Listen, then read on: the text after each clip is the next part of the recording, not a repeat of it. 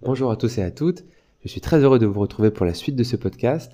J'espère que les fêtes de Pessah se sont bien passées et qu'elles ont été enrichissantes. Alors, comme c'est la période du Homer, je ne ferai pas de musique jusqu'à après l'Akba Homer, où Bezrat Hashem on reprendra l'aspect musical du podcast.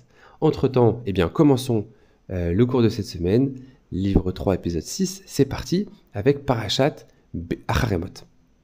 Et la paracha s'ouvre sur le verset suivant.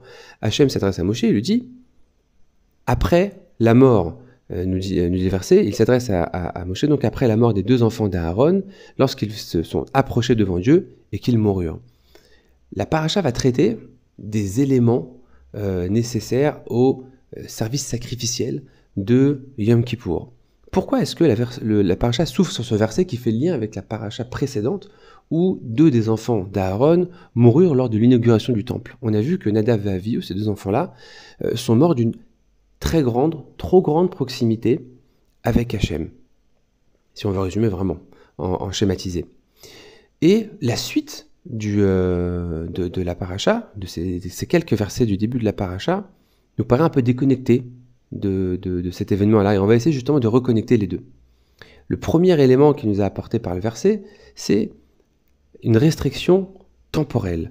Hachem demandait à Moshe de s'adresser à Aaron et de lui dire que les Kohanim, que Aaron, ne pourront pas s'approcher, entrer dans le temple à n'importe quel moment. Ve'al yavo bechol et el hakodesh.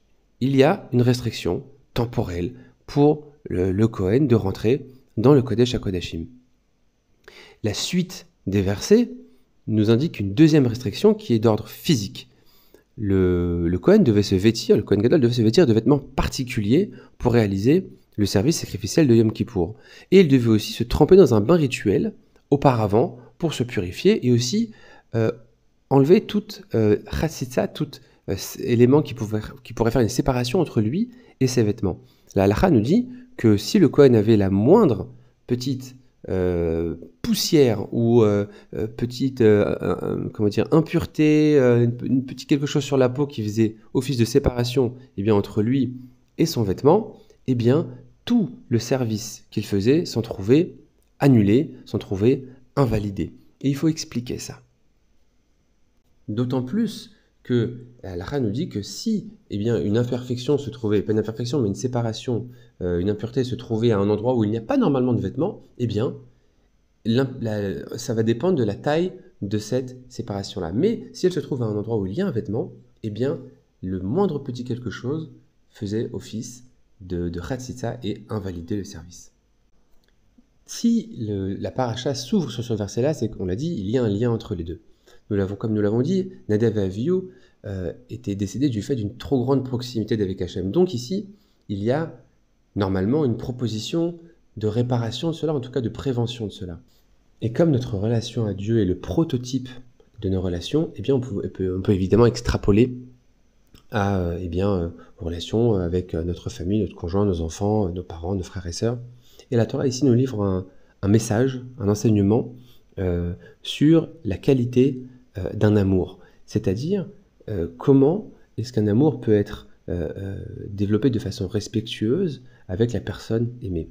Et la première chose, c'est la notion de distance. Distance temporelle ne peut pas venir à n'importe quel moment dans le Beth Amikdash. On ne peut pas être à n'importe quel moment avec sa femme. On ne peut pas s'adresser à n'importe quel moment à son enfant. Et une distance aussi physique.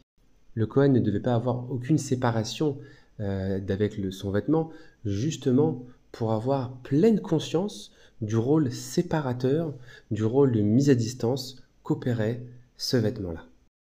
On ne peut pas aller n'importe quand avec son mari ou sa femme. Il doit s'établir parfois une distance physique avec les personnes qui nous entourent, justement par respect.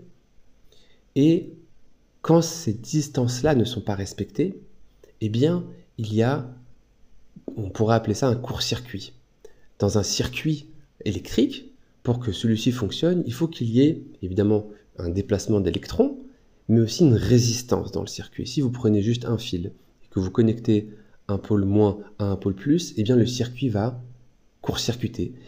Pour que le courant puisse continuer à passer, il faut qu'il y ait justement ce qu'on appelle cette différence de potentiel, cette distance en fait entre le moins et le plus, pour que la relation s'établisse sainement, pour que les électrons puissent continuer à circuler. Sinon, eh bien, c'est la surchauffe et c'est le court-circuit. C'est un peu aussi, on peut dire, si on veut prendre un exemple culinaire, si vous voulez faire cuire un morceau de viande, si vous le mettez directement sur le feu, il va brûler. Il faut qu'il y ait une séparation, une grille, une marmite sur laquelle placer cet aliment-là, pour justement créer une distance entre l'aliment et le feu. Et c'est un des messages ici que la Torah nous délivre. Quand on aime une personne, que ce soit un conjoint, un enfant, etc., eh bien, il faut respecter ces distances-là. Que ce soit une distance, par exemple, ne pas étouffer la personne. On peut aimer quelqu'un, mais si on l'aime trop, entre guillemets, si on veut absolument être tout le temps avec elle, absolument lui donner tout le temps, eh bien, on risque de l'étouffer. Si la distance qui existe entre deux individus séparés n'existe plus et la relation devient fusionnelle, eh bien ce n'est plus de l'amour, c'est une passion qui va se consumer pour finir par s'éteindre. C'est-à-dire que la distance est nécessaire à l'entretien d'une relation, que ce soit avec Dieu ou que ce soit avec une personne. Voilà, c'est l'idée que je voulais partager avec vous. J'espère que ça vous inspire pour continuer à développer ce sujet. Il y a évidemment beaucoup à dire et c'est 3 points de suspension vous seront peut-être l'occasion d'un échange à la table de Shabbat. Shabbat Shalom Vorach, qu'on entende des bonnes nouvelles.